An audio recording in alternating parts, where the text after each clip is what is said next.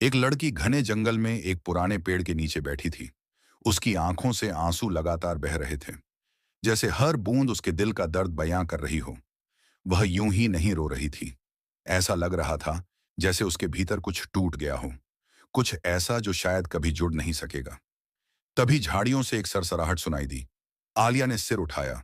एक सांप उसकी ओर रेंगता आ रहा था। आलिया डर के मारे पीछे हट गई। वह उठकर भागने ही वाली थी कि तभी सांप ने इंसानी आवाज में कहा, रुको लड़की, डरो मत। मैं तुम्हें कोई नुकसान नहीं पहुंचाऊंगा। बस मुझे अपने पल्लू में छुपा लो। एक सपेरा मेरा पीछा कर रहा है। अगर उसने मुझे पकड़ लिया तो मेरी जान ले लेगा। आलिया सन्न रह गई। बोलने वाला सांप ये तो किसी कहानी जैसा था। लेकिन जब उसने देखा कि सच में एक सपेरा उसी दिशा से भागता हुआ आ रहा है, तो उसके भीतर का डर किसी दया में बदल गया। उसने जल्दी से सांप को उठाया और अपने पल्लू में छुपा लिया। थोड़ी देर में सपेरा हांफते हुए उसके सामने आया और बोला, अरे ओ लड़की, क्या तूने कोई सांप इधर भागते देखा? आलिया ने घबराते हुए सिर हिलाया। नहीं बाबा, मैंने तो कोई सांप नहीं देखा।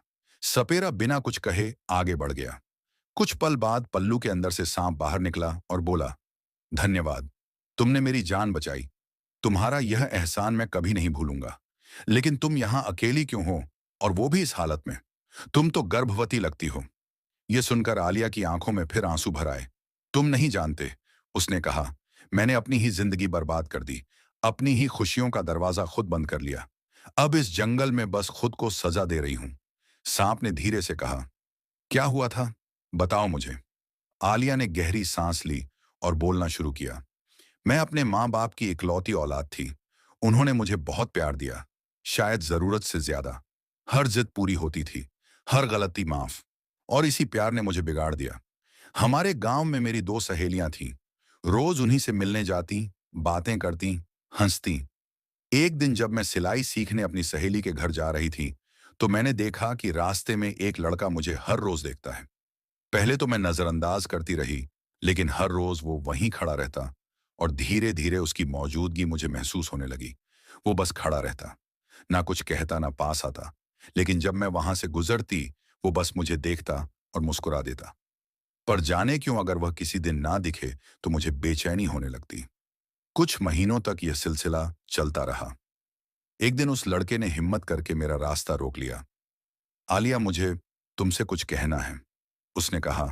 मैं चौंकी, लेकिन वहीं रुक गई। मैं गांव के वकील का बेटा हूं। मैं तुम्हें चाहता हूं और तुमसे शादी करना चाहता हूं। अगर तुम इजाजत दो तो मैं अपने माता पिता को तुम्हारे घर रिश्ता लेकर भेज दूं। मैं उस वक्त हैरान थी, मगर अंदर कहीं एक अजीब सी खुशी थी। वो लड़का खूबसूरत था, शरीफ था, और मेरी ओर इतनी सच्ची आंखों से देख रहा था कि ना कहना मुश्किल था। मैंने मुस्कुराते हुए कहा, ठीक है, अपने माँ बाप को मेरे घर भेज दो। मुझे यकीन है अब्बा इनकार नहीं करेंगे। उस दिन हम देर तक बातें करते रहे, और पहली बार मुझे लगा कि शायद यही प्यार है। वो एहसास जो दिल को हल्का कर देता है।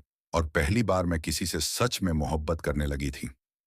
कुछ ही दिन बीते थे कि एक दोपहर अचानक खालिद के माता पिता उसके घर पहुंच गए। वे सीधे मुद्दे पर आए।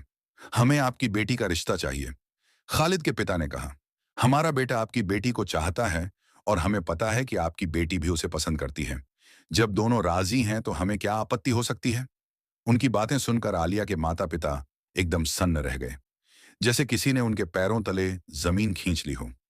उन्हें तो इस रिश्ते की भनक तक नहीं थी। शाम को उन्होंने आलिया को बुलाया। बेटी, क्या ये सब सच है? आलिया ने झिझकते हुए कहा, हाँ अब्बू, खालिद ने मुझसे कुछ दिन पहले अपनी मोहब्बत का इजहार किया था। और मैंने भी हाँ कर दी थी।